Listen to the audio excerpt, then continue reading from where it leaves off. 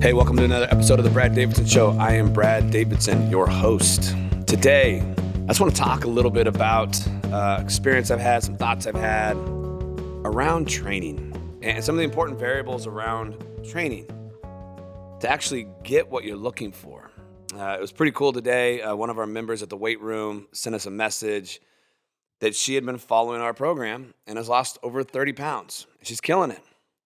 And the thing that I love about this woman and how she's going about it is she's actually following our advice. As a strength coach, there's a lot of things we think about when we're writing programs. And she has diligently followed the program and is absolutely killing it. I'm super proud of her. And I want to share with you some of the reasons why I've seen her get such great results. And first and foremost, as a strength coach, when you're writing a program, you're thinking a lot about your client's lifestyle, what's going on in their life. You take in a lot of variables. You don't just throw something together, oh, I'm going to crush this person. In all honesty, it's really, really easy to crush someone in the weight room. It's probably the easiest thing to do. It doesn't take any skill set, doesn't take any knowledge to make a workout really hard. Actually, most people could probably do it if they sat down and took 10 minutes to lay something out. It gets really, really hard to create a result for someone when they're looking for it because there's so many variables that affect it. Lifestyle variables, especially stress. That is probably the biggest variable we have to work around. The more stress someone is under, and I talk about this all the time, and the reason I keep talking about it is because people don't want to believe it, but it's just the truth. The more stress someone is under in life, the less likely they are to be able to handle lots of exercise. And when it comes to a good program, the program is limited to how well your client can recover from the workout. Let me say that again. Your workout is limited to how well you can recover from it. If you do not have the ability to recover from the workout you're putting the body under, you're only getting worse, you're not getting better. And stress is a key detriment to recovery. And then realistically, when I talk to people and ask people, like, what are your strategies for recovery? There are none. I use my Normatec boots. I do a cold plunge. Are you using those right? Most people aren't. Like, I love the cold plunge. I'll eventually have my buddy Josh on here to talk about a cold plunge I'm in love with. But you have to strategically use it. See, if you work out and then go jump in a cold plunge, you're doing yourself a massive disservice. You're hampering your ability to recover from the workout. Because what happens, for example, when you work out, it creates an inflammatory response. That response is needed to aid in recovery from the workout, to help you get better from it. If you go from that scenario, you work out right to a cold plunge, that brings down inflammation. You just did yourself a disservice in ability to recover. The reality is, if you want to use cold plunge effectively, use it before you work out. It'll create an epinephrine, norepinephrine, adrenaline response. It'll upregulate your brain, upregulate dopamine a bit, and help you train harder, be more focused, all those great things. So do it before you train, not after, if you're looking for better results. Stress is such a negative culprit to this process. People think it's all about how hard I work out and how much I work out. The harder I go and the more I do, the better result I get. But you have to remember, your ability to recover from those workouts is what dictates the response to those workouts. I continually see it over and over and over as people are overtraining themselves and they can't recover well from it. It's a simple way to think about overtraining is you're training so much and your body can't recover from that training volume, so you're just slowly getting more and more fatigued, feeling worse and worse, and looking worse and worse, not getting any result. So you have to effectively begin to think about, how do I manage stress and how do I optimize recovery from my workouts? One of the things Megan is doing very well is she is applying enough volume to create a eustress, a positive stress on her body, and she has the ability to, with how she's doing her lifestyle, how she's eating her nutrition, to recover from that so her body's responding favorably. She didn't hire us to help her look better, feel better, all those things, and we lay the plan out for her, and then she turns around and says, oh, well, I think I know more, I'm gonna go do more. We're going to give you, as a strength coach, the volume that we think you can handle. We're not holding back from you. I'll give you an example with myself. The last month and a half have been horrifically hard from a stress standpoint on me. I have two gyms basically opening at the same exact time, and they're an hour apart from each other. Yesterday, I started my day at 5 a.m. in Orange County. I saw clients until 1. I jumped in my car. I drove out to Marietta, and I was out there teaching classes, working on that gym out there. I did not get home until 9:15. That's over 17 hours of a workday. I did not work out yesterday. There's no way in the world I could have handled that volume of work and the stress that came with that, and then expect my body to be able to recover from a hard workout. And as a matter of fact, over the last month and a half, knowing how much volume of stress I was going to be under, I have cut my workouts way back. I've been doing 1 to 2 a week. I've been listening to my body, and I'm sustaining and getting through this high-stressed period. What am I doing with the free time when I find it? I am doing recovery strategies to bring my stress levels down.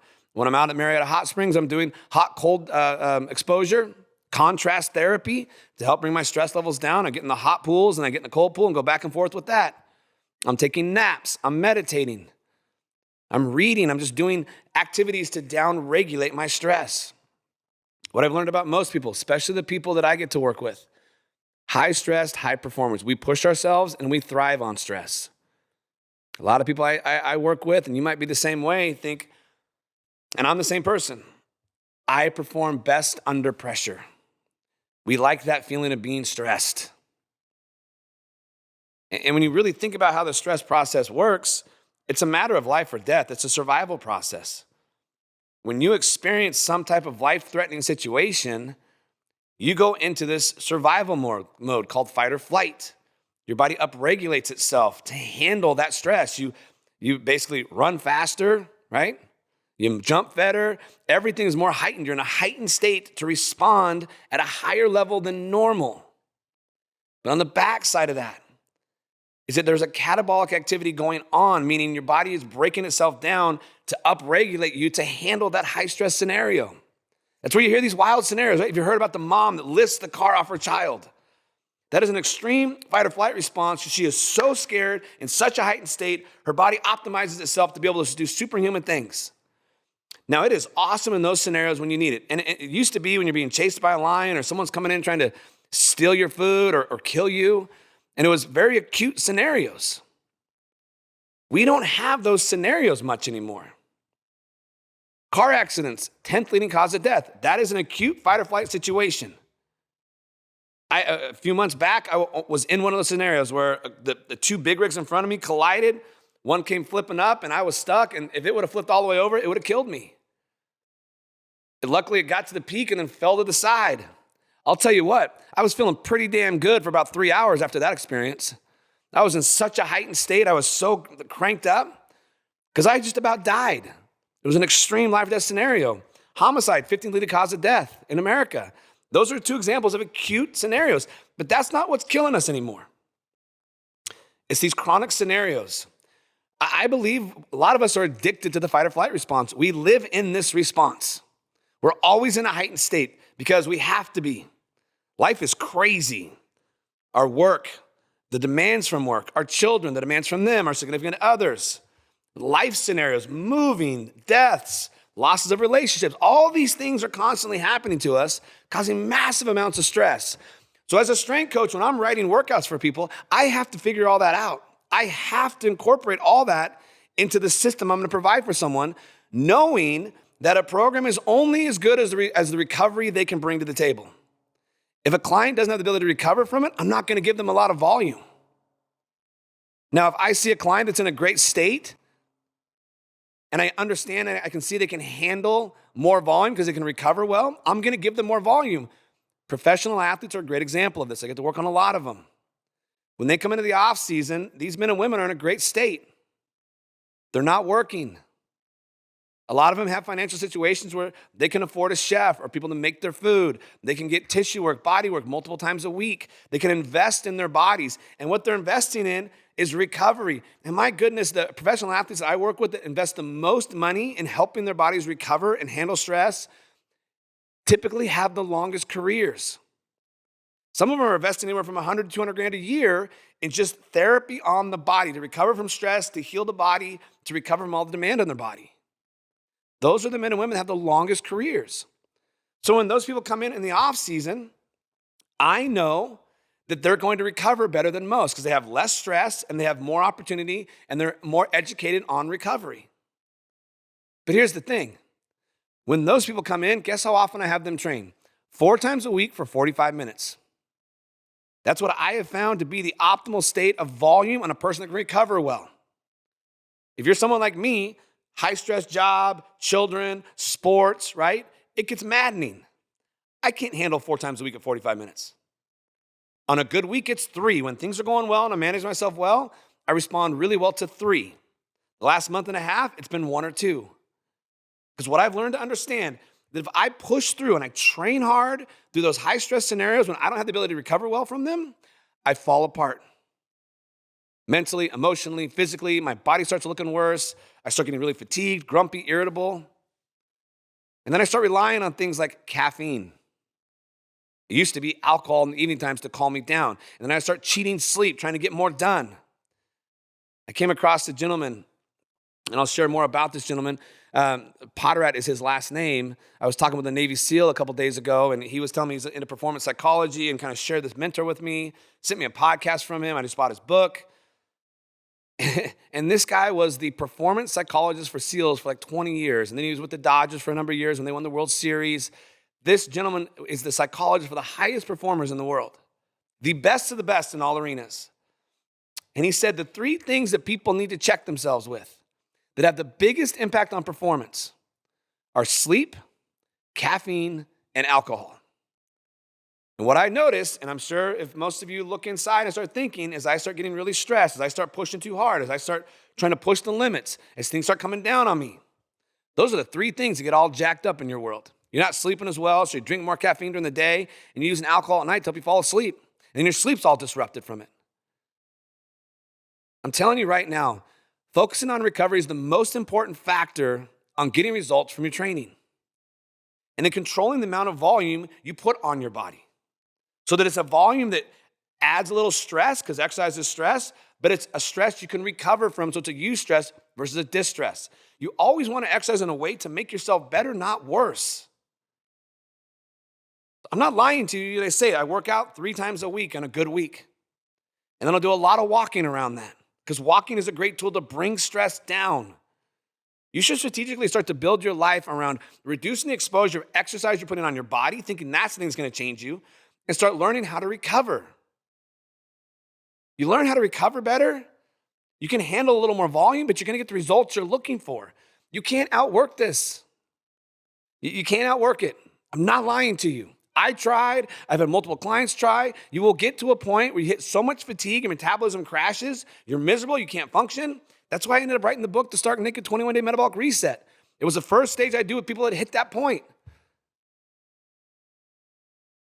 You got to be more strategic.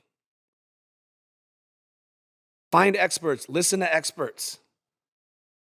Nothing is more frustrating to me than when I write a program for someone and they don't think it's enough and they think the answer is to go do more, because it's not.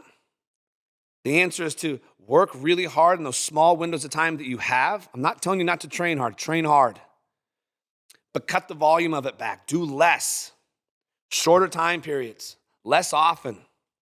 And then learn how to recover. Get yourself sleeping 8 hours a night. I'm going to tell you right now, this is the biggest trick in the book. You want to look great, feel great, perform great, be your best possible self, sleep 8 hours a night. If you are cheating that, nothing else matters. Cut back on your caffeine, cut back on your alcohol. Learn how to use things like therapy work, tissue work, right? Get your mind right. Get your body right. Take naps, go for walks, hot-cold contrast. Those types of things are really, really good for us. With my professional athletes, they will train Monday and Tuesday very hard for 45 minutes each day. Wednesday is a fully dedicated day to recovery. They're getting massages, they're taking naps, right? They're stretching, they're doing all that stuff. We train hard Thursday, Friday.